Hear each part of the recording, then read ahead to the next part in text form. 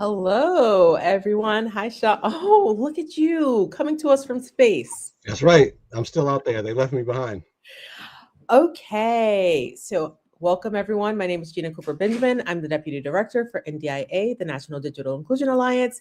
I would like, before we get started, we're going to get started in like 2 more minutes, but before we get started, put your name or what city or state you're from in the chat or comments. Summer is near. I'm in Columbus, Ohio today. I'm usually in Boston, but it's 80 degrees in Columbus, so it's a perfect week to be here. I'm loving it. And I have a question for you before we get started. In the comments, let us know why digital equity is important to you. We want to hear your stories and comments, and we'll get started in a few moments. Yeah, I'm out here on sunny Cape Cod, and I'm happy to be here for another Fire Building for Digital Equity. Usually, I'm lurking in the background of these live streams, but today I'm filling in for Chris, the director of the Institute for Local Self-Reliance Community Broadband Networks program. So, for those who don't know me, I'm Sean Gonzalez, the associate comms director for our program here at the Institute for Local Self-Reliance broadband team. And for any newcomers that are here, the Building for Digital Equity live stream is, we hope, an educational series that offers real frontline insights from people that are really out there working in the trenches. Today's event, I have to say, is hosted both by the Institute for Local Self-Reliance and the National Digital Inclusion Alliance. And we are fortunate, of course, to have Utopia Fiber, which is the nation's largest public-owned open access fiber network in the nation, to be a sponsor for the series. So now, Gina, what do we have on the agenda today? Okay, before we get started, I want to just share a little bit more about NDIA. So, the National Digital Inclusion Alliance, NDIA, advances digital equity by supporting community programs and equipping policymakers to act. At our core, we believe everyone should be able to access the digital world safely in a way that is meaningful to them. We are humanists first. So that means we talk a lot about technology and digital inclusion, but we always center the human experience. And today's kind of a big day. It's tax Yeah. day. And so thank you all. Thank you for all you late filers who are taking time out of your schedules to be with us here. Serious. Well, today we're tackling an important question. Where are our tax dollars going? We'll be talking local dollars, local solutions related to digital equity and AI infrastructure. The big topic of today, though, is AI data centers and how we flip the script from extraction to local power. Our agenda is going to start with Kyla Williams-Tate, who's practically our artist in digital residence at this point. She'll share a poem. We're going to move to Drew Garner. He will provide a policy update for us, and then he's going to be followed by the amazing Amy, who's going to share a new NDIA tool with us. Some experts in digital equity, Rebecca and Mauricio, will share their work in lightning rounds, 3 minutes each, 5 slides, super quick. This will lead to the main event, a fireside chat with Brandon, Dirk, and Jordana, who will discuss AI data centers, who benefits, who pays, and how communities can negotiate better deals with real accountability. We'll end with some announcements and a goodbye until next quarter. Before we start, for those of you who submitted questions when you registered, we'll answer some of those throughout this event. And feel free to pop new questions into the chat as they come up. Sean, how do attendees ask questions and make comments and anything else that they should know before we get started? Yeah. Good. Thank you. A couple of housekeeping. So we are live on YouTube, LinkedIn, Facebook. But we really encourage you to drop your comments or questions in the chat, please. And even though we're streaming live on numerous platforms and we got folks monitoring the comment sections, commenting in the YouTube chat is really the best, your best bet to pop up there and to be heard. Of course, I gotta throw in a little plug for our new live podcast series and live shows. What was formerly known as Connect This and our community broadband bits has now formed into something that we're calling Unbuffered. So be sure to check us out on Unbuffered on Tuesdays. So the theme of this live stream, though, today is local dollars, local solutions, digital equity tax money, and how to negotiate better AI data center deals. So while many of us are facing down tax filing deadlines today, we thought it'd be a good idea to look at how our tax dollars and tax policies intersect with our work. Okay, now we're going to get into the program. Our first guest is the multi-hyphenate NDIA Digital Equity Champion, Kyla Williams-Tate. When not busy being recognized for her amazing digital equity work, she leads the collaborative community as its founder. The collaborative community is where creativity connects, inclusion inspires, and art unites. Kyla, please kick it off for us. Thank you so much. I'm so excited to be here today on tax day. I was almost a late filer, but I got myself together a couple days ago, so I should be all right. So April is National Poetry Month, and I want to offer a poem about what it means to spend public money with love. So this piece that I created and curated is honoring the great bell hooks, whose vision of love as a practice of freedom shapes really how I think about public money and public power. And the piece is called Love Notes in the Ledger. This is a love story, not about anyone else's money, but about our money, wrung from weary wrists, from bus rides and back shifts, from classroom paychecks and kitchen table side gigs. Every April, the feds and state come softly shouting, "Show me your sacrifice. Sign here." We learn to answer without asking, where does our labor go when it's renamed tax? In our neighborhoods, digital droughts drive out whole futures. A father outside the laundromat, balancing books on his knees, borrowing Wi-Fi through the glass. A child pressed against the library wall well after closing time, catching the last breath of a signal. Bright minds bent underneath dim bandwidth. They say salvation shimmers in a data center, a chrome cathedral of constant humming, cool air, and cold servers, drinking our water, rooted in our soil. They call it innovation. We call it an interrogation through irrigation. What does it mean to stack this glittering machine on top of the very lives locked out of its brilliance? Bell taught us love is not a whisper, but a work, a way of walking against the wind of domination. If our tax dollars cannot practice love, they are merely hollow habits. This is not charity. This is not correction. It means our money must mirror our morals. Means that we move from being mined for data to mining our own identities. We have seen love in the way small offices stretch small budgets, in librarians who leave the Wi-Fi on all night, in organizers who translate policy into plain speech so no one is left out of the future.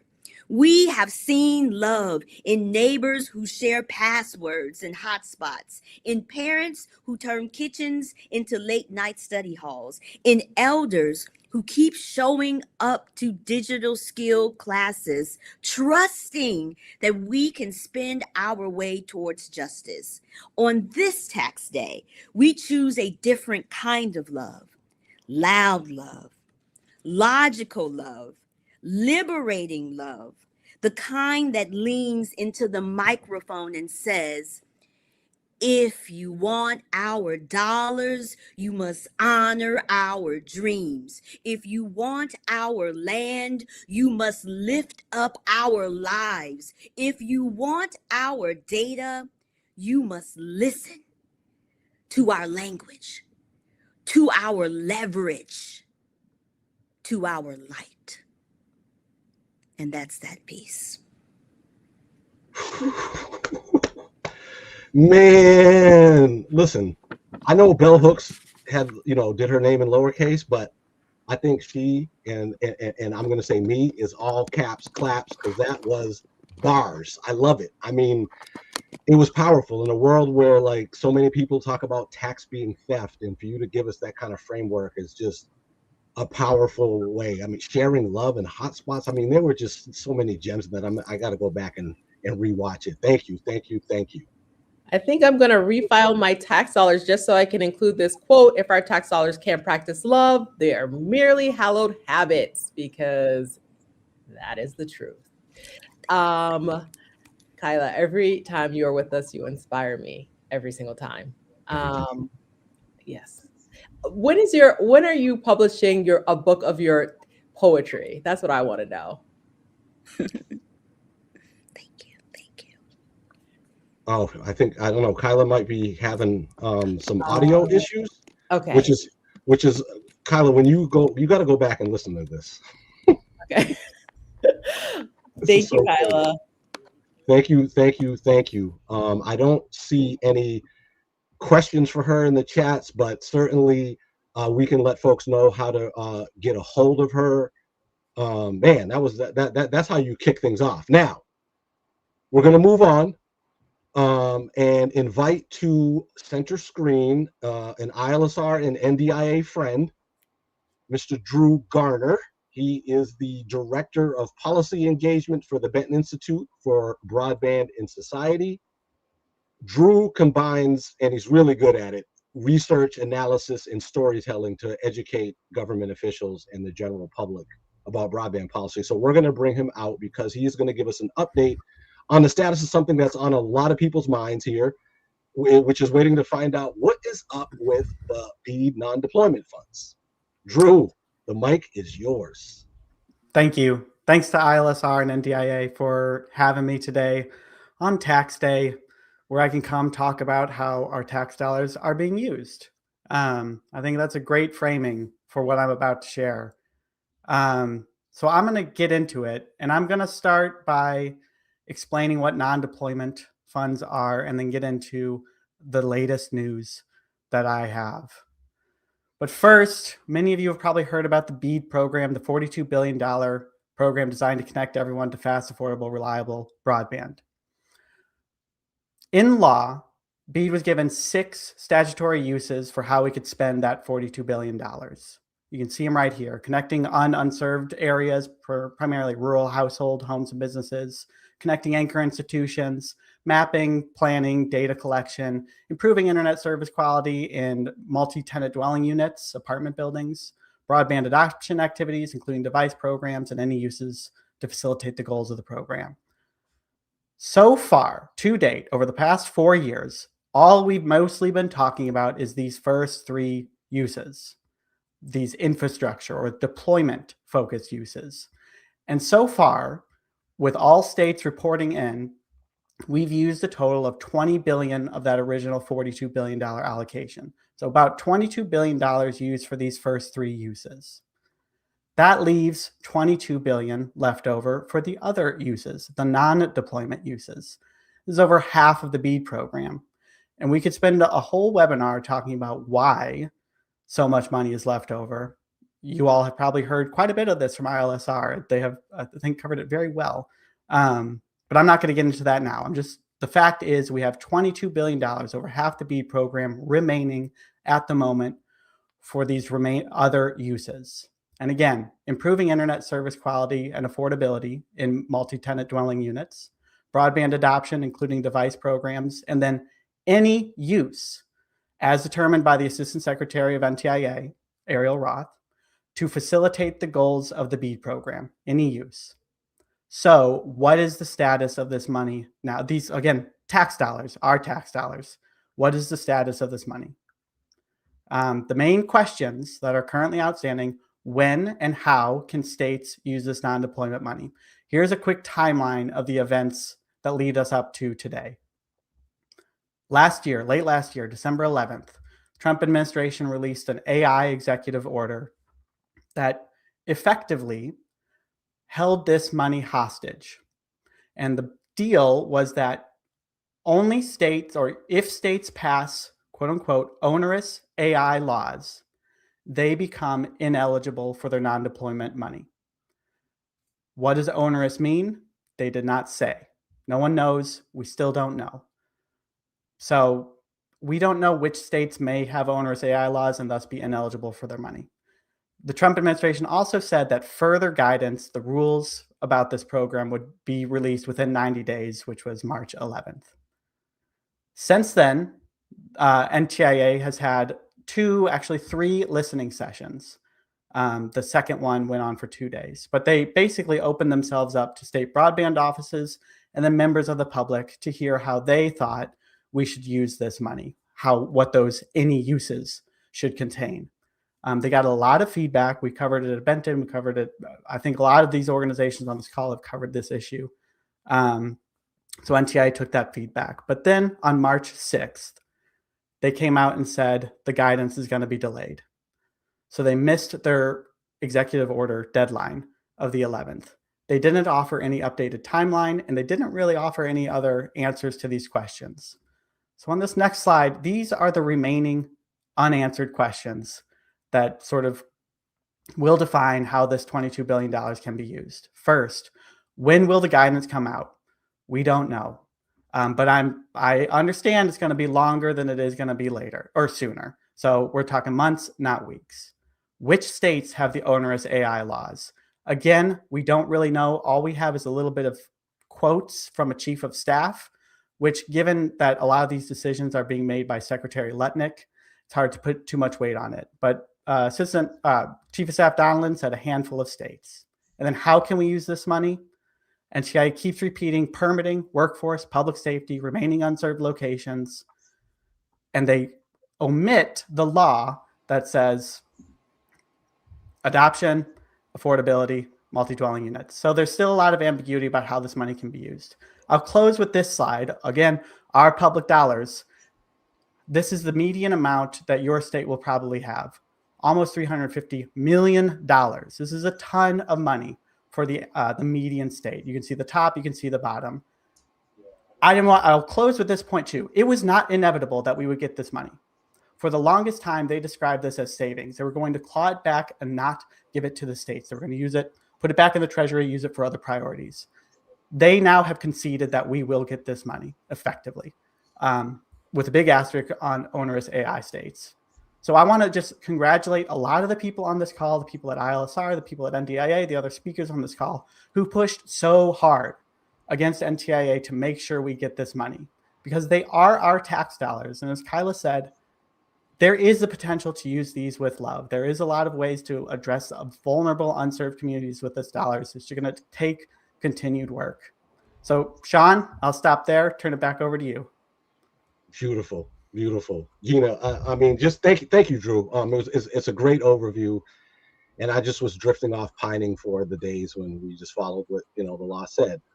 But here we are. And I do see that there is one question in the chat from We Can Connect Us. I'm not quite sure exactly the question, except that he says, what about solar and wind-powered eco micro center data centers? I guess maybe wondering if some of the non-deployment funds can be used for things like that. I'm not sure. But do you have any response? We got to wait for guidance.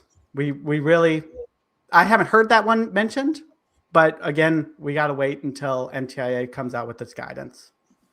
And let me just quickly ask, is Benton, do you guys have any resources or tools that you would recommend for folks on this issue? Yeah, I will actually put them in the chat. We've covered this issue for a long time. What I'm going to put, and what some of you might enjoy, is our comparison of the listening session, what public commenters said versus what NTIA heard. And you might notice there's some discrepancy. I'll put that link in the chat. Terrific. Thank you so much, Drew. It's been a pleasure having you here for our policy update this quarter.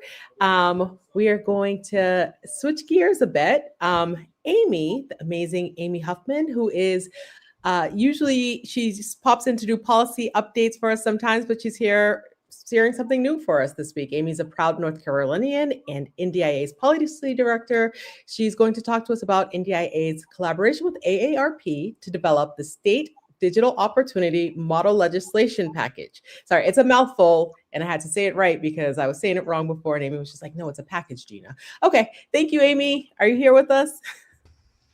I'm here. I'm so glad to be here. And you guys finally listened to me and didn't put me right after Kyla, because every time I go after Kyla, I'm crying and it's just so beautiful. So thank you for listening to my note. I guess as a repeat guest, I maybe get a little bit of time, get to say and when I go.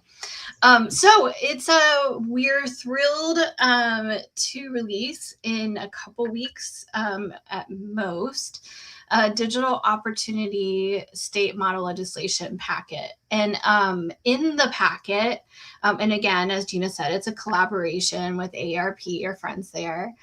In the packet, it's a suite of templates for you to use to advance digital inclusion and digital opportunity in your state with your friends. That's going to be a recurring theme here, with your friends. So it's coming. This is your sneak preview. I don't actually have it for you to look at, but I'm going to describe it for you so you can get excited. And when we publish it in a week or two, you can download it, use it, talk about it with your friends, and begin talking to your state legislators about introducing this model legislation. So just to back up a step, we're here on tax day, and tax day is a reminder of that. Like Kyla said, that our tax dollars are going to things, right? And those things should include digital inclusion and digital opportunity work, because it's important, because it's needed, because it's necessary for thriving in today's modern society and world. And the federal government isn't the only government that should be investing in this work. Your state should too. And so that's why we've created this packet for you. So what is this packet? So it's a set of templates. If you've been to our website, to our policy page, you've seen our templates that you can download, edit, and use for your own. And so it's a set of templates, including things like a decision tree, trying to figure out what legislation is needed in your state before you even start to piece together the model bill. The model bill is included, a one-pager fact sheet, an email template, a sponsor memo template, lots of things for you to use to advance this legislation in your state. And how to use it is just as important. It is a guide. It's not meant to be copy paste, right? Like, yes, you're going to download it, but we want you to edit it because your state's unique. Each of your states needs something else. And then the model bill, which is the exciting part, right? Like, that's the part that you're trying to get past to codify into your state laws support for digital equity work. The model bill is modular, which means that you can piece together the pieces of it that make the most sense for your state. Each of you are at different starting places. And so what you need and what you may need to really cement digital equity, digital opportunity work into your state laws is going to be different. But I'm going to just walk through really quickly what you can expect to see in the model bill language itself. We've broken it up into different sections, all aimed at advancing digital opportunity. I will note there is not an affordability section, and that's because our friends at Benton have something coming, and at some point that will address affordability. But in the model bill, it establishes a digital opportunity office, or if you can't get an office, past staff to lead all the work, right? Importantly, it creates a dedicated fund to fund the work of the office and all of the work that the office will do, including implementing the state's digital equity or digital opportunity plan. It creates 2 complementary digital opportunity grant programs, one that invests in capacity building, like coalition building, planning, et cetera, and one for direct service programs, digital navigators, digital skills, et cetera. It increases access to affordable devices and gives a whole slew of options for how to do that, from increasing access to state-owned devices for nonprofit refurbishers to a reach thing, but something I'm just as excited about, a device voucher program.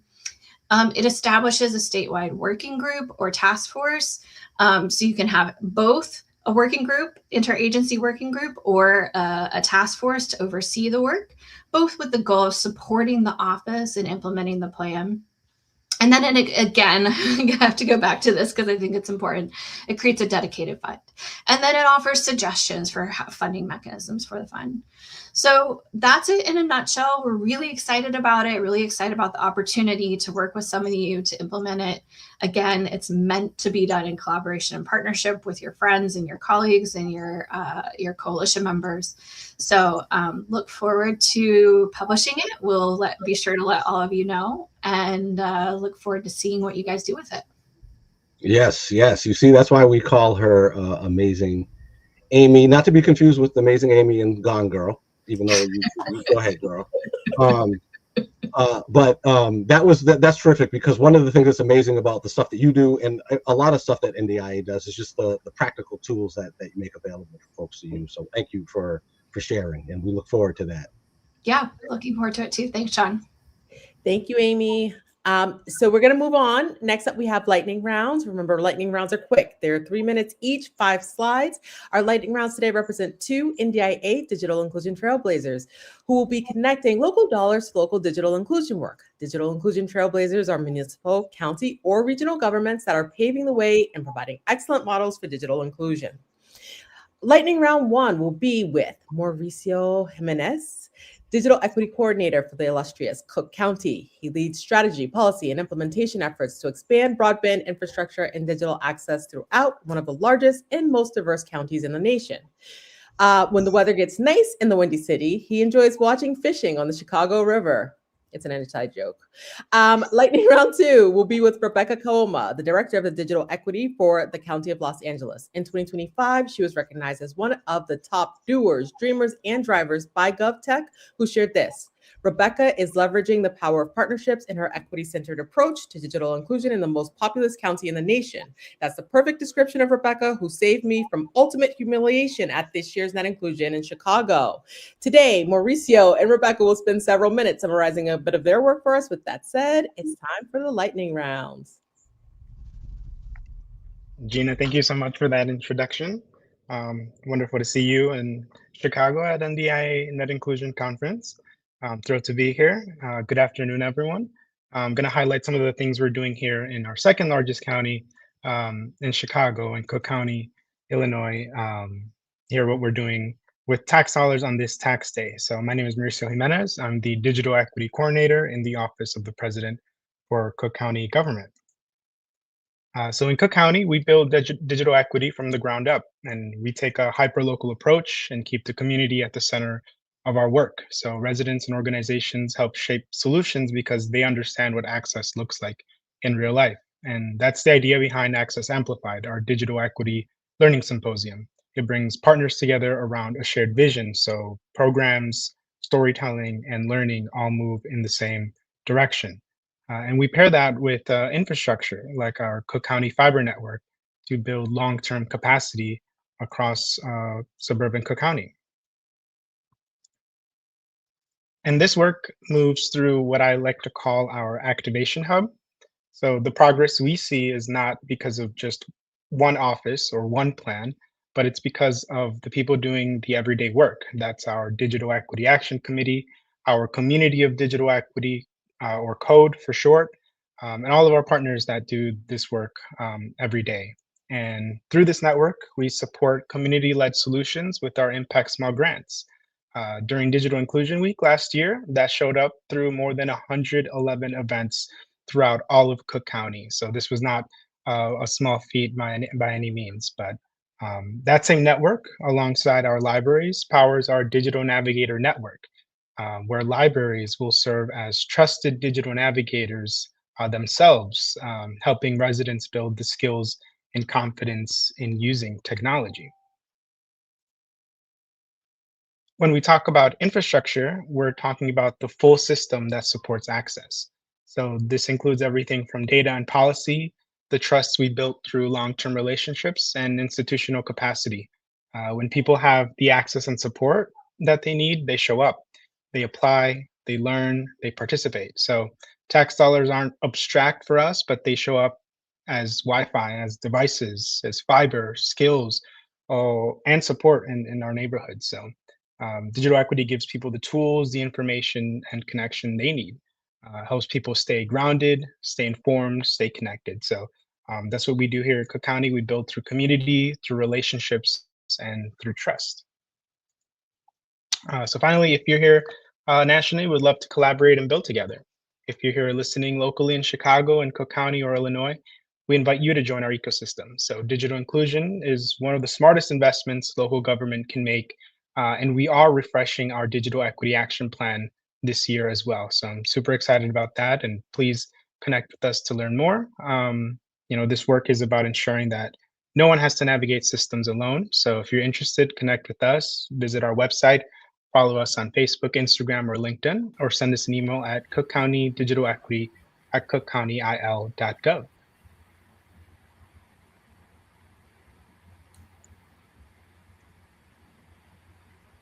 I'll pass it over to Rebecca to give some highlights of the largest county in the U.S., County of Los Angeles. Thank you so much, Mauricio. It's always good to see you. And yes, I'm also wearing green in honor of Tax Day. I'm hoping to manifest a big tax return since I filed my taxes late. Well, thank you so much for being here today. And my goal is to just give you a quick snapshot of the County of Los Angeles. So if we can go to the next slide. And just to go ahead and highlight, we are the most populous county in the nation. And just to give you context on what we look like here within Los Angeles County, we have about 3.4 million households, 9.6 million total within our population. And we still have a digital divide that we need to be able to address despite not having federal funding that's coming down the pipeline. And as you're able to see here, we have about 167,000 residents without internet, as well as 82,000 residents/households without computers.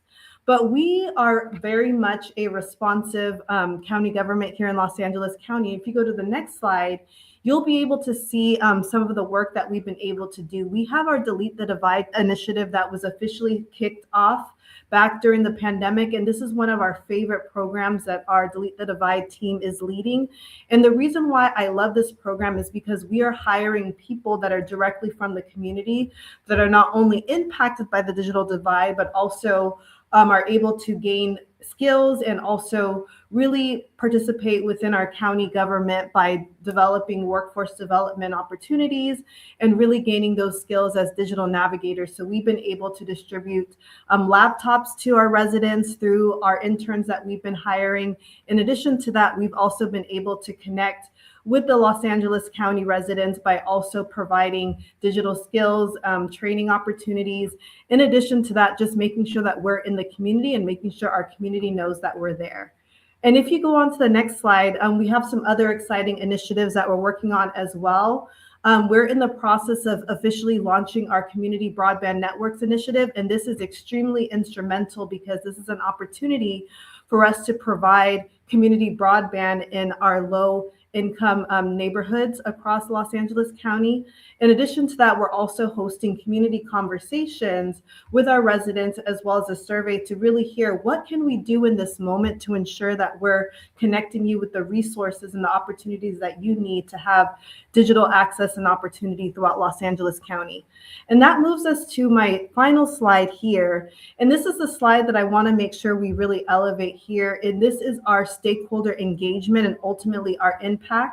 So despite not having federal funding, we are still taking action by creating our first ever digital equity roadmap for the county and pretty much trying to say, what can we do between now and the next 3 years to really have impact across our various stakeholders that are being engaged and ensure that we're still able to provide our residents with resources and services during this unprecedented time. So we are in the process of co-creating that. This is a picture from our first ever convening, which took place back in January. And our goal is to finalize that roadmap by the end of June with the goal of kicking off implementation in July.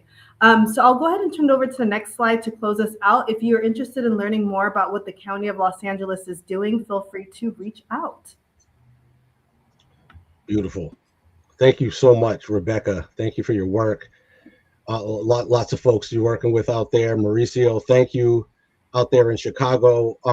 We're going to get to our fireside chat in a minute. I don't see the comments, questions popping really, but I do have a question for the both of you that I'd like to ask, which is, in this space, we've been feeling a little embattled, I guess you could say, for the last, year or so.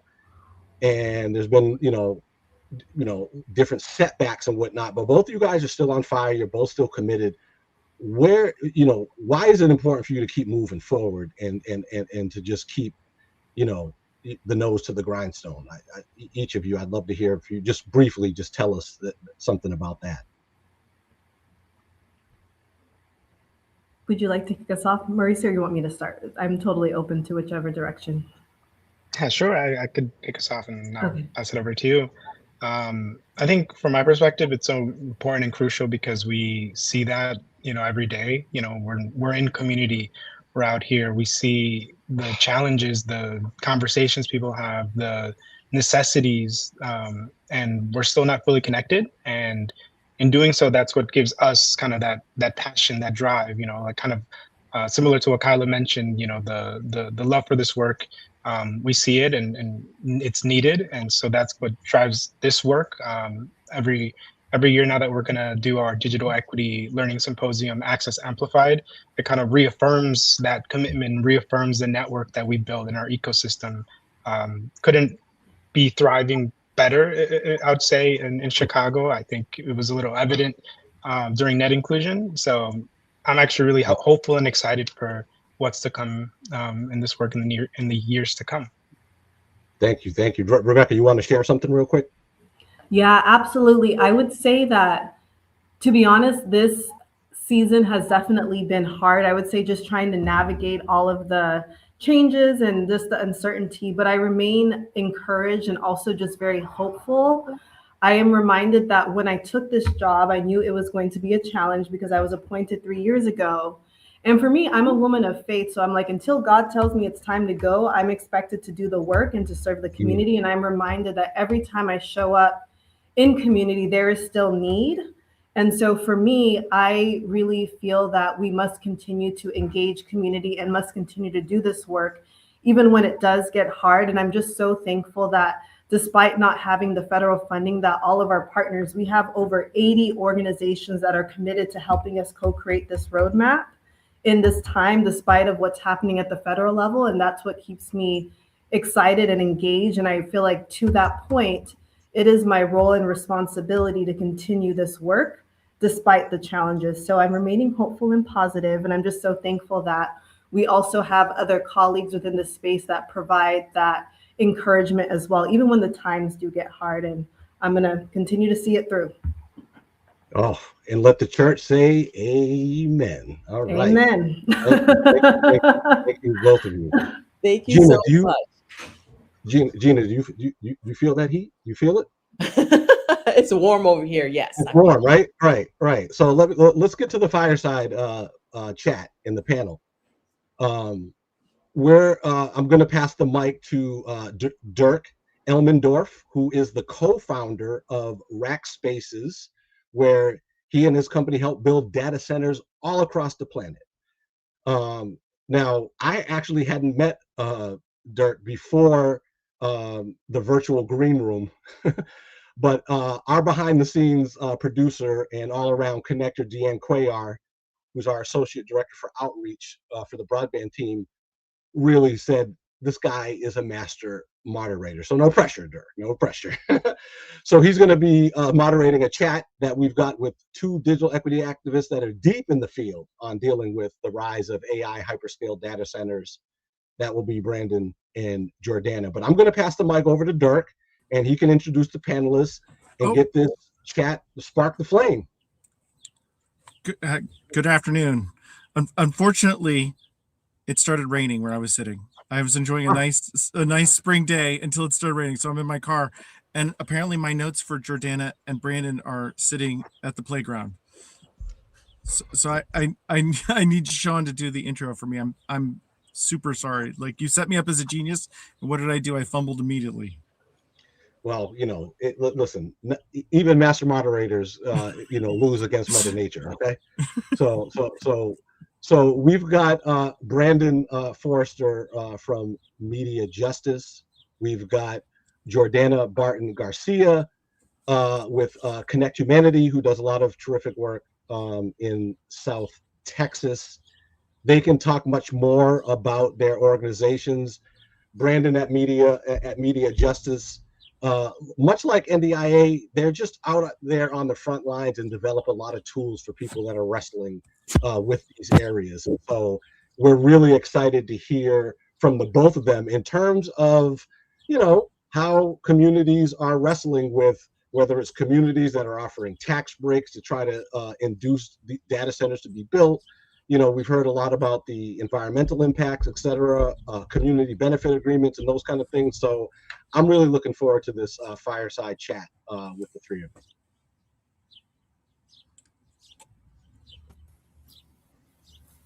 Awesome. We all get to share the screen. So before we get started, Brandon or Jordana, did you want to open with anything? I mean, it is a very nuanced topic, as something that's got, I'm what the kids call an unk, and back when data centers were something nobody wanted to think about, and now they're headline news, and you've both been very active in this space. So before we get into questions, is there anything you want to make sure we talk about?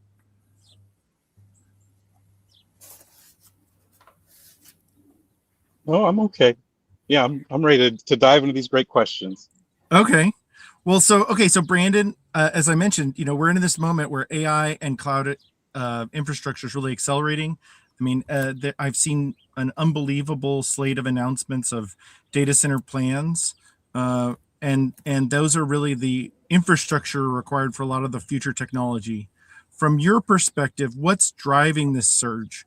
Why are we seeing, and also what is causing tension among communities? This isn't all sunshine and rainbows, right? Yeah, I think there's a lot to unpack in those two questions. And I would start by saying, from our perspective, large language models, technologically and economically, are a little bit of a dead end. And that's not to say that LLMs are really neat. They're very novel. They have some very great uses, but what we're seeing, the reason why they need such great scale is they've promised us that they're going to create digital gods, and not just that you're going to be able to talk to your spreadsheets. Talking to your spreadsheets is great. Some of the stuff you can do is wonderful.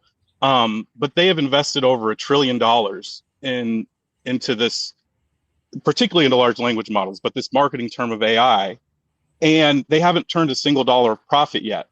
Not $1 of profit from an AI product. And that just can't sustain itself. And because there are limitations to the fundamental technology, the only thing that they can chase at this point in order to justify that immense investment and the promise of digital God is, well, maybe if we scale up a little bigger, if we can ingest a little bit more information, if we can make your context window a little bit bigger, if we can do just a few trillion more calculations, then this thing that is inherently limited can be something that becomes a god. And again, I don't mean to downplay the ways where it is useful. It's just about right sizing kind of what the economic value is with what the investment is into it and the way that it impacts our communities. And so that's kind of my first question, why is it expanding? Because the only idea they have left is scale. That's it, and there is some competition for compute, but it's not like they're McDonald's where that's oh man, if we could just make more hamburgers, we'd sell more hamburgers. It's we're selling all of these things at a loss, and we need to figure out how can we make a profit. The math doesn't math there. And so, but for us, why are communities rising up? At Media Justice, we work on issues kind of that have intersectional harms. So things that are intersecting with tech, race, gender, media, community, class, ultimately power. And, we did a listening tour a year ago, and we kicked it off in Memphis. And there we learned about XAI and Elon Musk's giant data center there. And so for us, we kind of got into it because we saw these intersectional harms. We understood that the same person that was polluting Memphis in order to do, I don't know, make something that called itself Mecha Hitler on Elon Musk's social media platform is also owned by the same guy that essentially destroyed the BEAD program that everybody on this call cares about. So now that he can get money for his satellites. And so we see these intersections, and we believe that AI touches on all of these intersections. And ultimately, what we're trying to take on is the same thing that ILSR and the Broadband team and NDIA are trying to take on, and that we believe that communities should have control over technology and not that technology should have control over communities. So I'll try to go quick to finish up. This is why I didn't want to kick anything off, because I knew this would be a long answer to the first question. So we've been working with folks all across the country. So in Tucson, people are there because it's a desert and there's a water issue. But also when people learned that it was Amazon, folks showed up to the fight because they understood the role that Amazon and that data center would play what was happening in Minneapolis with ICE. Where I'm from in Wichita, I'm in Maryland now joining the call, but I come from Wichita, Kansas, and Sedgwick County. It's farmers who are battling it because it's going to take over their land. Here in Prince George's County, we're in the middle of a battle also. And at our last community meeting, we talked about the connections to the school, the girls' school that was bombed in Iran, and Anthropic and their AI. And so all of these things are connected, but also like ultimately it's what's happening to the communities. It's the pollution in Memphis. It's your rising energy costs, whether you're like me in Maryland. In PG County, we don't have data centers yet, but our prices are driven up because of what's happening in Virginia. And so it's all of these things that people are fighting for. But ultimately, I think what people are fighting for is what we heard in that poem at the start. They want elected officials, they want their community, they want everybody to honor the dreams of what community has for itself, and not just to let these tech billionaires, these broligarchs, decide what the future of our nation, of this world, or our communities are. So sorry for going on and on. It was just, there's a lot there of why they're fighting them and why there are so many. Well, and I think it transitions well to Jordana. You know, your work really emphasizes communities' engagement in this process. And, you know, can you talk about what happens when they try to keep the community out until after it's underway, or how you can really address and get the community engaged as these projects roll forward?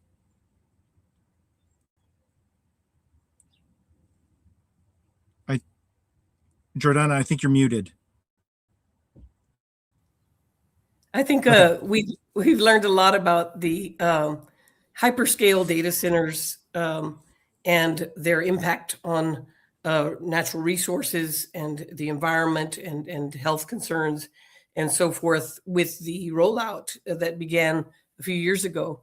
And that creates some fear, right, of what could happen to our own communities, right? And so what the basic premise is that we need to be at the table, communities, because AI in all its forms and functions is operating kind of in the dark. It's kind of a black box, so to speak, right? Just like AI is a black box.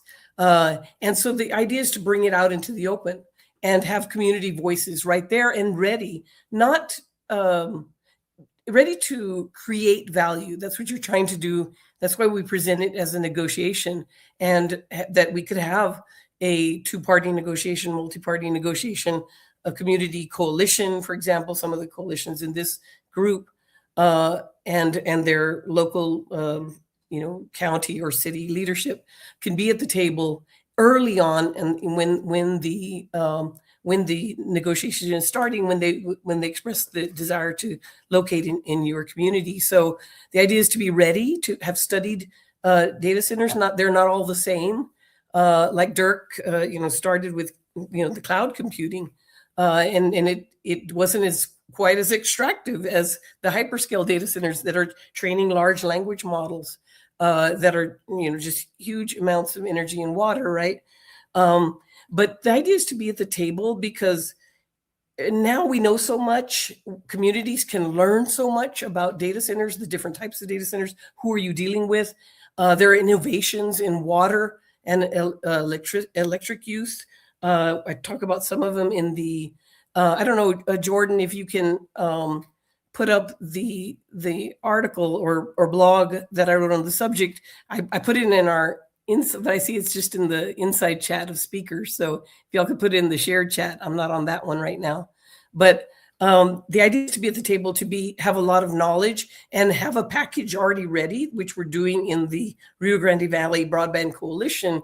That's in South Texas, four counties, a region known as the Rio Grande Valley. And so we're creating, kind of like what Amy was talking about, a modular public benefit agreement or community benefit agreement. That is a legally binding agreement, and the community itself is putting in what they want, right, to negotiate for.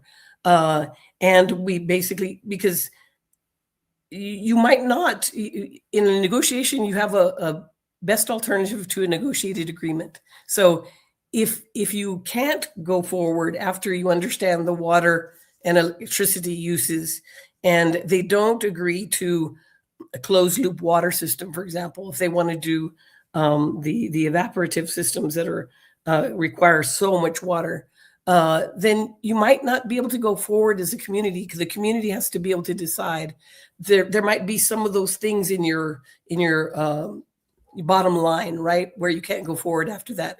But if you can go forward after that, and maybe they can commit to helping develop more water resources, invest in some innovative ideas that your local universities or water utilities or electric utilities are working on, then you might be able to get a better situation than you started out with. So the idea in negotiation is to create and claim value, right? In this case, we're concerned about the value for the community, but we're looking for places where there's overlap, right? What does the community want and the data center need and want at the same time that overlap, like the workforce?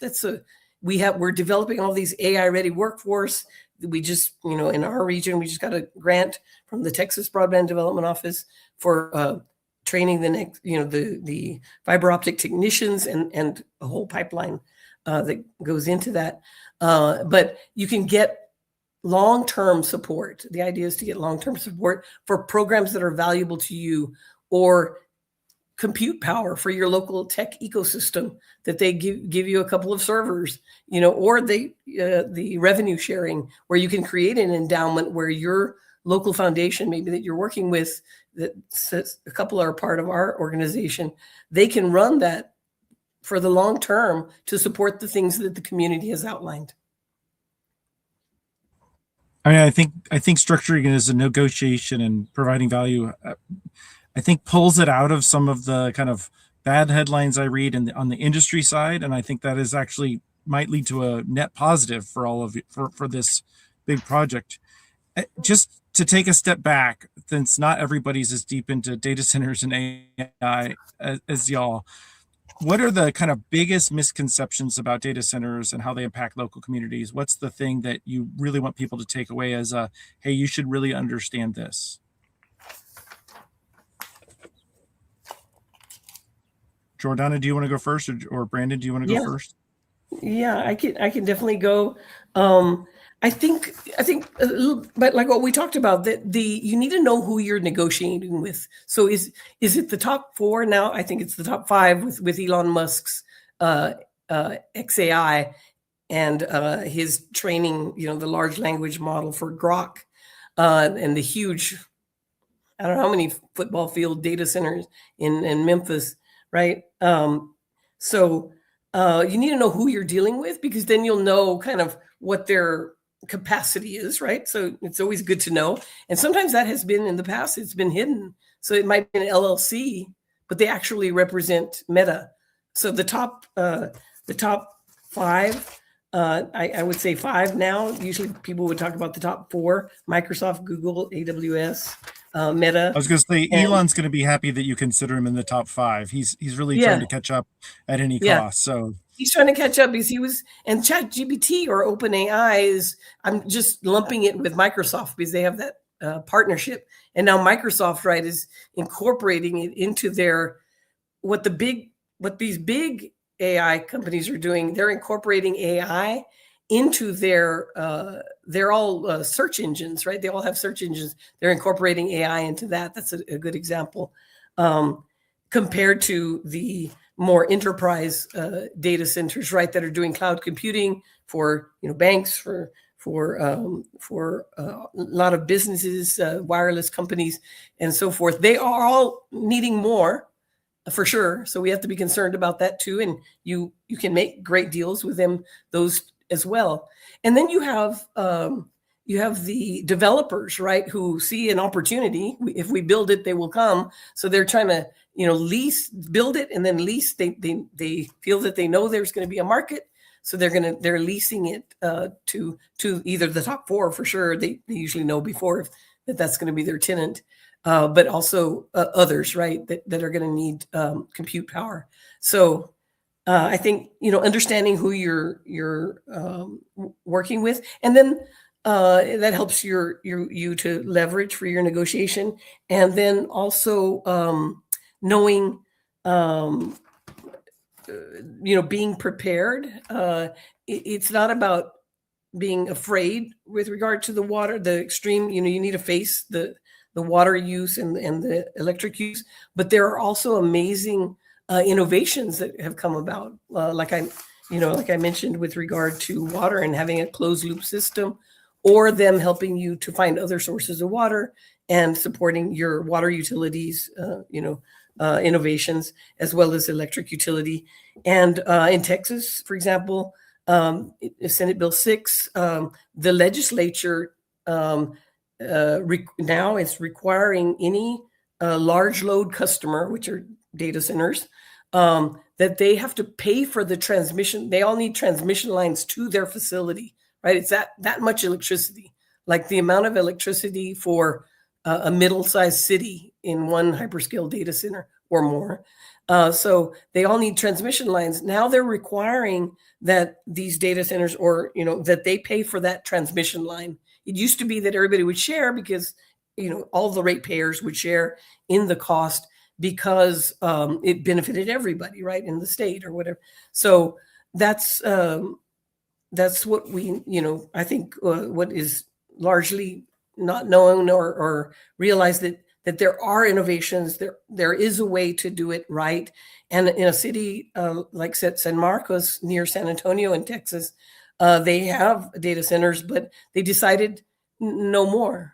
We're at capacity. We can't have another one. And so they turned down another one that wanted to come to the area. So it required it. To me, this is a great way for us when we're engaging young people in the negotiations and setting up the package, as well as all elected officials and community organizations in doing this, because AI, this race that my colleague is talking about, is about superintelligence, the race to superintelligence. And they've decided that even though there's an existential threat to that because of the difficulties with AI and the this idea of going fast and breaking things, it's not going to really work very well with AI because the consequences are too great. We know too much about what could happen, and it's a threat to to humanity. The people that built AI are the ones that have warned us about that. So this is very serious. We're going to have to engage our community in AI all along the way. And this is one of the issues where they need to be fully engaged, fully bring all their knowledge, all of this backup information into the negotiation. Then they can either, it doesn't work for that community, or yes, it's a go, and they get a lot of long-term investment into their community. That is one of those trade-offs that we've talked about. Yeah, I think for me, the thing that I think is the biggest misconception, and that we've heard a lot of kind of the propaganda folks who are trying to sell data centers to a community, particularly their elected officials, is that it's going to turn your community into a tech hub or a tech corridor or a tech zone. If you hear that, you're dealing with some BS. Or that it's just like a great kind of driver of economic development. And can you, that's true. Yep. So can you unpack why? Because normally if you say, oh, that's just not true, give them some context for why they always overstate the economic impact of data centers. Yeah, well, in part, a lot of it has to do with the tax incentives that have been given up already. And so, for example, here where I am in Prince George's County in Maryland, just outside DC, we have a budget deficit. A lot of these communities have budget deficits that are considering data centers are being sold them. But realistically, the amount of revenue that we would get annually from a data center is maybe $6 million with the state tax breaks. We don't even have the county tax breaks that we were considering. And what they do tax breaks on is typically the things that would be most profitable, like the things inside the data center, those really expensive GPUs.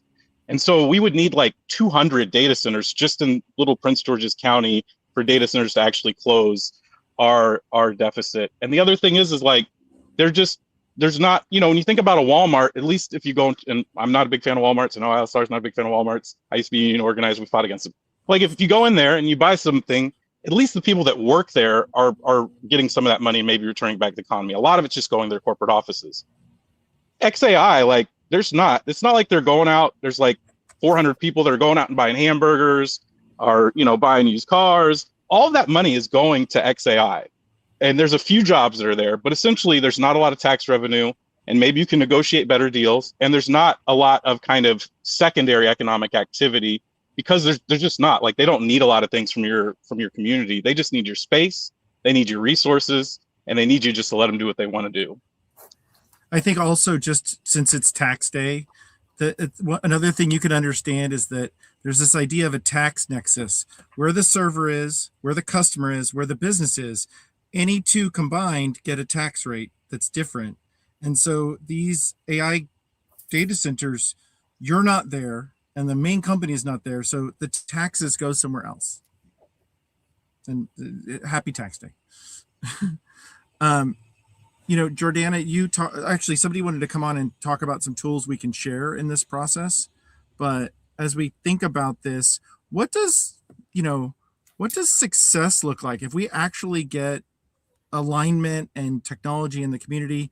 What does a good future look like? I mean, I think I know what the bad future is. I've seen enough sci-fi, but what's a good future look like? What should we aspire to as community members? Community, this is our hope, is that community members, people of all ages, young people working side by side with elders in their community, or adults in their community, are getting engaged in AI. And it's not just happening to them. They are creating how it's going to be used.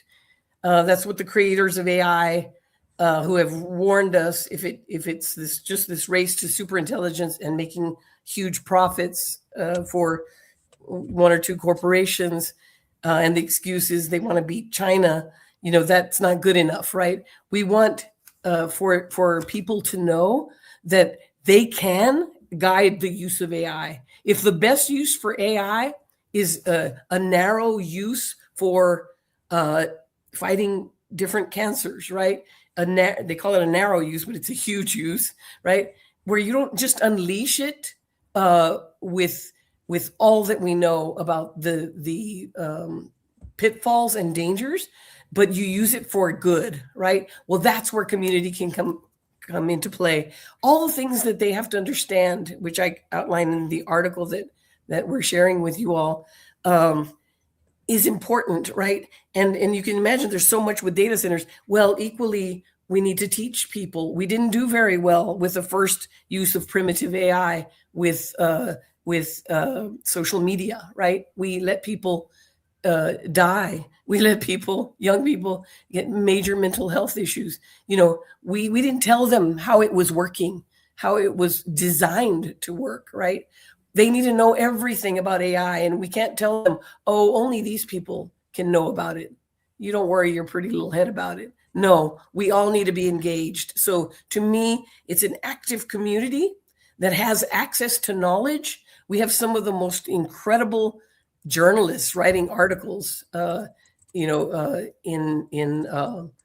the Atlantic, and we have investigative journalists writing like Empire of AI. You can get a lot of knowledge, and it's not about dichotomies.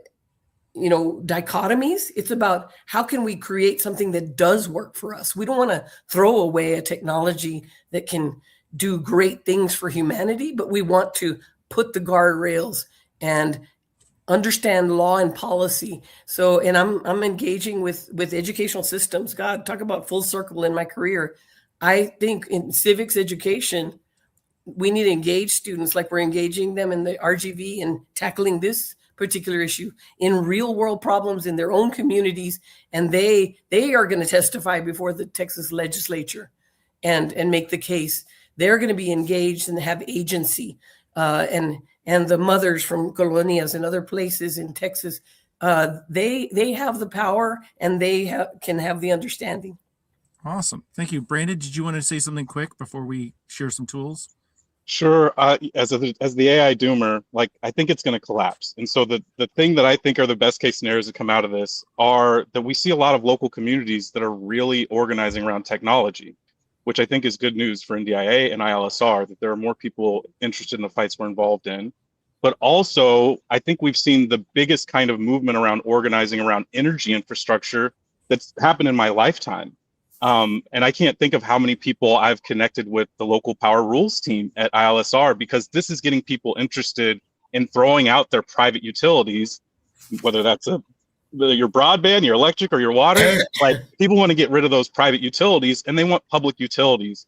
And I think that's an incredible thing. And so what we're going to be left with, I don't think is the infrastructure of like depreciating GPUs. I think it's going to be the power that communities have built and saying that we deserve to have our dreams honored, like Kyla talked about at the beginning. Awesome. Thank you all for I learned a lot about how important it is to engage now and learn more, because it's a moving target. And unfortunately there are billionaires on the other side. Okay. Well, thank you, Dirk, Jordana, and Brandon. That was super insightful. Sean, I think you have a question though. Can you? I have. Oh, well, actually, I'll wrap it into the tools that we've mentioned, which is just that we can share in the chat with folks some stuff that Media Justice and Jordana with Connect Humanity has for folks that are really wrestling with these issues. And then also there was a question it just in terms of how community leaders might be able to contact either Brandon or Jordana. So we'll be sure to put that in there as well. So I just wanted to say that. And Dirk, Brandon, Jordana, we literally can talk about this for like an entire conference. But thank you for your perceptive insights and framework. Yes, and I definitely have my own thoughts, and so I'm with the community question that asks, how do we get in contact with you? So make sure you add your email addresses to the comments, because you had so much, especially around the community piece and how community members get seats at the table. Like, how do I get a seat at the table? Like, where do I go? How do I get involved? So I think people will have questions for you that will be helpful to them and you. And we cannot thank you enough for being here today and sharing your expertise and knowledge. We'll be talking to you all soon.